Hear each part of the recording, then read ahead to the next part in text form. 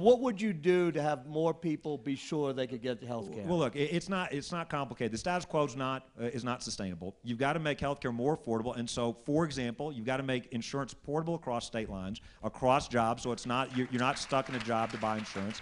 You've got to give tax advantage purchasing to small businesses, small business owners, and others that don't have the economies of scale of large businesses. You've got to create voluntary purchasing pools. People shouldn't have to buy their health care through their employers. They should be able to, but if they want to buy it through their churches, their unions, their social clubs, this was a World War II relic that you only and primarily get health care through your employer. Fourth, we need to actually bend down the cost of health care, which this president said he was going to do, didn't actually do. And so, for example, let's engage in serious tort reform. You could save tens of billions of dollars of federal taxpayer dollars with serious tort reform. Let's block grant Medicaid to the states. And look, I understand folks are worried about that. They want protections. At least voluntary, give it on a voluntary basis. Go to governors and say, if you're willing to take a block grant adjusted for population growth and inflation, if you'll produce lower medical inflation than what we would otherwise spend, but in return, you have to show us your health care outcomes are either as good or better than what you were doing before, I bet you every governor up here would take that deal in a heartbeat. Would you all take that deal? And you would save the federal government billions of dollars. We've got to reform Medicare.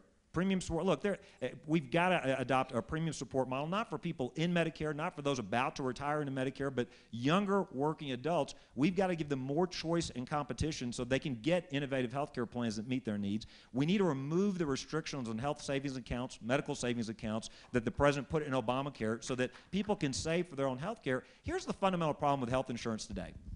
We're really not pooling risk over populations over time. What we're doing is prepaying for our health care. And so we waste a tremendous amount of money in the individual insurance market trying to medically underwrite risk and figure out when people aren't going to get sick and then sell them insurance, instead of a consumer-based health care where you align the consumer's incentives with the provider's incentives, with the employer's incentives, the purchaser's incentives, and say, if you can save money, you get to save some of that. You get to pocket some of those savings and save it when you really need it.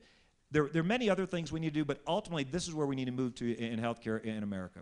And you've also had community clinics, the way of doing it in Louisiana. Absolutely. We'll open up dozens of clinics to get people out of the emergency room, but ultimately we need to have portable electronic records so you can go from provider or plan to plan. We've got to have pricing and quality data online in an understandable way so that consumers make real choices.